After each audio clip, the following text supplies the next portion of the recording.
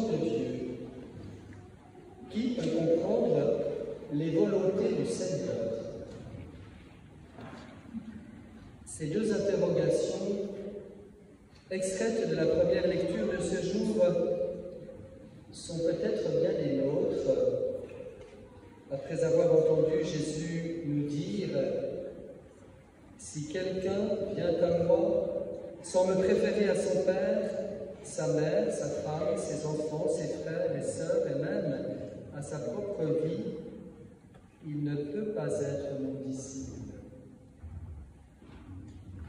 Qui peut comprendre les volontés du Seigneur lorsqu'il nous demande de le préférer à toute autre chose, et même à notre propre vie?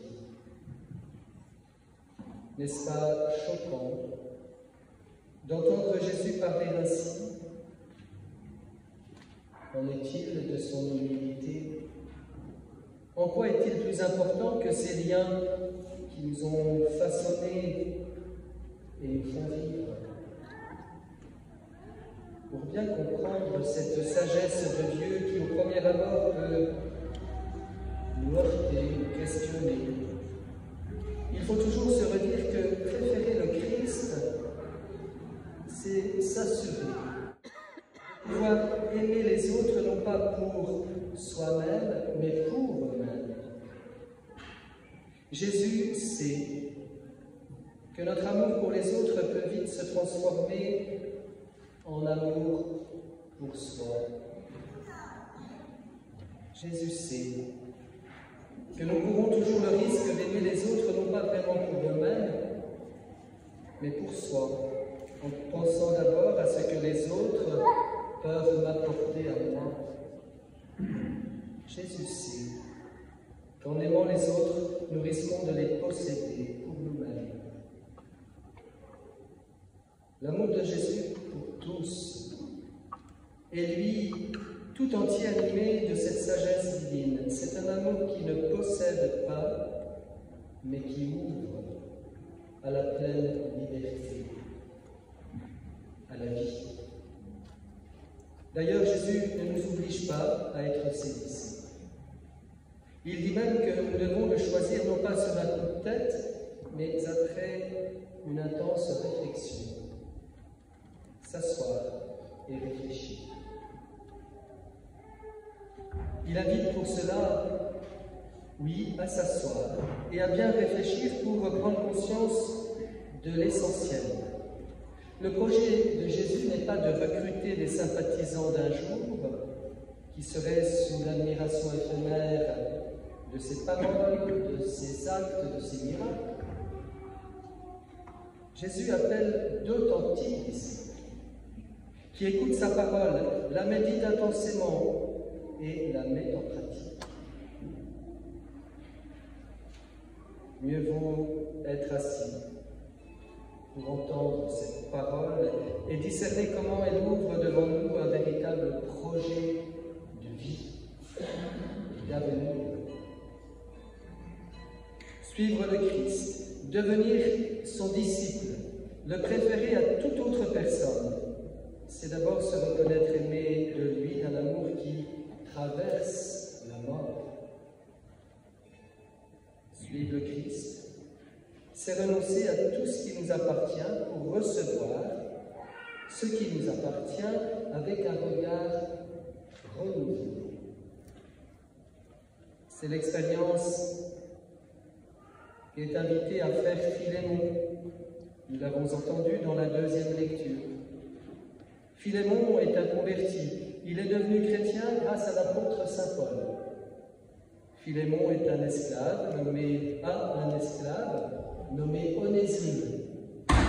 Saint Paul demande à Philémon de ne plus considérer Onésime comme son esclave, mais comme son frère. Cela change tout dans la relation. Ainsi, éclairé par la sagesse de Dieu, saint Paul encourage une double libération. La libération d'Onésime, qui n'est plus regardé comme un esclave, mais comme un frère, mais aussi la libération de Philémon, ce maître appelé à renoncer à ce qui lui appartient pour agir en authentique disciple de Jésus.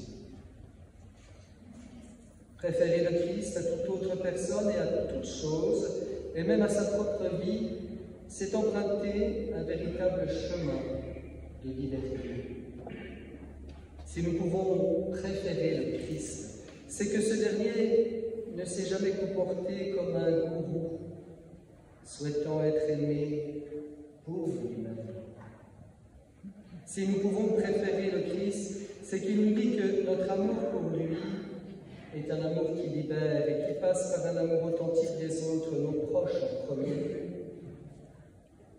Quand nous aimons les autres pour eux-mêmes, c'est alors que nous préférons le Christ, non pas eux, mais à nous-mêmes. Toute la vie de Marie n'est que l'expression de cette préférence pour Jésus. Elle est cette mère qui a renoncé à tout pour être la servante du Seigneur. Elle n'aime pas son Fils pour elle-même, mais elle accepte même de le donner pour la multitude. Par l'action du Saint-Esprit, Marie est devenue un modèle parfait de charité fraternelle tout au long de sa vie. Elle a donné sa vie pour son Fils et pour chacun. Elle donne de sa vie et de son temps sans rien attendre en retour, si ce n'est la joie de servir Dieu et ses prochains. Elle en est comblée de grâce.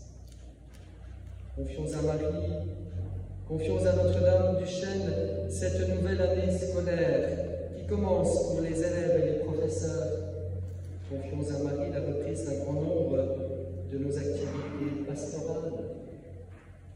Qu'à travers toutes nos activités quotidiennes, nous sachions témoigner de notre amour inconditionnel pour Jésus. Que cet amour passe d'abord par une disponibilité de notre part à la prière, qu'elle soit personnelle ou communautaire. S'asseoir, se poser, pour prier, pour laisser la parole de Dieu résonner en nous. La prière nous permet de poser et d'enraciner tous nos projets et toutes nos activités dans la sagesse qui vient d'en nous afin de ne pas être esclaves de nous-mêmes. En Christ, nous devenons